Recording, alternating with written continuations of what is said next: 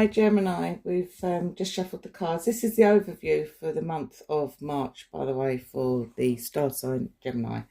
I've laid the 4 cards down. We're just about to do the reveal. I've not looked at them. We'll do them together. All right. I've laid 4 cards down because it's one for every week, but it doesn't have to be weekly. It just gives me an overview of what's going to happen for Geminis this month. Okay, so we're opening up on the Death card, Major Arcana card. Okay, that frightens a lot of people. It shouldn't. It doesn't mean death.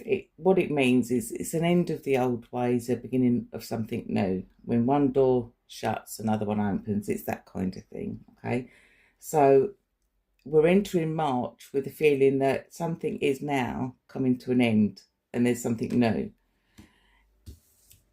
Gathered with the 8 of Cups, if I put both of them together, the 8 of Cups means that you're feeling empty. Something that you had, it doesn't inspire you anymore. It doesn't fill you with happiness anymore. You're fed up with it. You've had enough of it and you want to walk away from it, basically. And that actually supports the Death card, because that's, like I said, it's just saying that something is now coming to an end. And I think it's something that you would have wanted to happen. You're the one instigating the ending of it. I don't think it's something that's happening to you, because the feeling I get there from the 8 of Cups, and Cups are the emotions, is that you've had enough.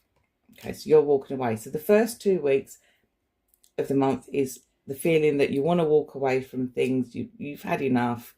It's not fulfilling you anymore. You may have tried something, tried so many times, and you know, at the end of the day, that sometimes you just need to move on. By the 3rd week, I do get that there is that reflection. You're going to be thinking, okay, so if I want to move on, how am I going to move on? Do I really want to move on? Because this might be something that is a slow thing, you know, like when relationships or jobs or whatever, they start going downhill. It's not a sudden thing, is it? I know that there is an ending because we've got the Death card there, and I know you're feeling fed up because of the 8 of Cups, but this card is actually saying, reflect, have a think about it. If you're not going to be doing this, or if you're walking away from that person or that flat or that job, whatever it is, what are you going to be doing? So this is just saying, have some quiet reflection time. Okay, have some downtime to think about things properly.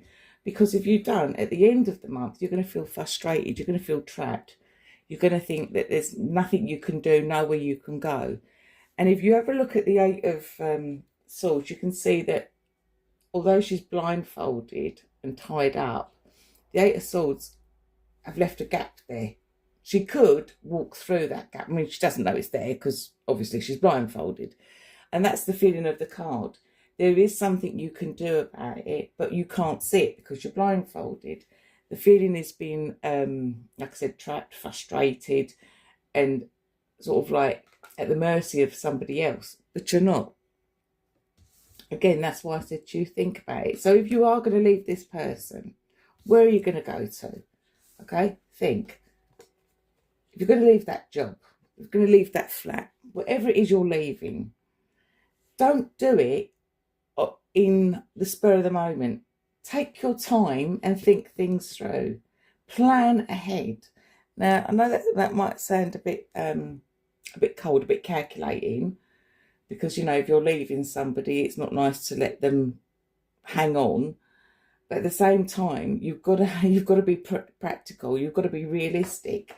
If you're going to leave a job, you need another job to go to. If you're going to leave that flat, you need somewhere else to go. If you're going to leave that relationship, then okay, unless that relationship is with the residents, then you don't need to jump onto the next one. And it'd be a case of, right, well, have some time to think about what went wrong, and to make sure that your next relationship, you don't fall down the same pit holes.